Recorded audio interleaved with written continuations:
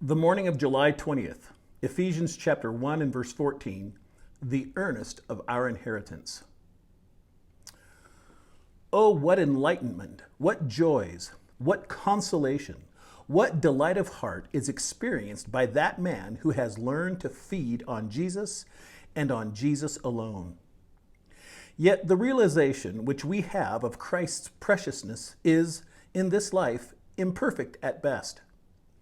As an old writer says, "'Tis but a taste." We have tasted that the Lord is gracious, but we do not yet know how good and how gracious he is, although what we know of his sweetness makes us long for more. We have enjoyed the first fruits of the Spirit, and they have set us hungering and thirsting for the fullness of the heavenly vintage. We groan within ourselves, waiting for the adoption. Here, we are like Israel in the wilderness, who had but one cluster of the grapes from Eshcol. There, we shall be in the vineyard. Here, we see the manna falling small, like coriander seed. But there shall we eat the bread of heaven and the old corn of the kingdom. We are but beginners now in spiritual education, for although we have learned the first letters of the alphabet, we cannot read words yet, much less can we put sentences together. But as one says, "He that has been in heaven but 5 minutes knows more than the general assembly of divines on earth."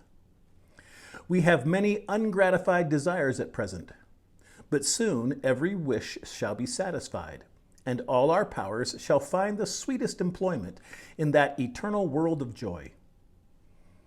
O Christian, antedate heaven for a few years. Within a very little time, you shall be rid of all your trials and your troubles. Your eyes, now suffused with tears, shall weep no longer. You shall gaze in ineffable rapture upon the splendor of him who sits upon the throne. Nay, more, upon his throne shall you sit. The triumph of his glory shall be shared by you, his crown, his joy, his paradise. These shall be yours, and you shall be co-heir with him who is the heir of all things.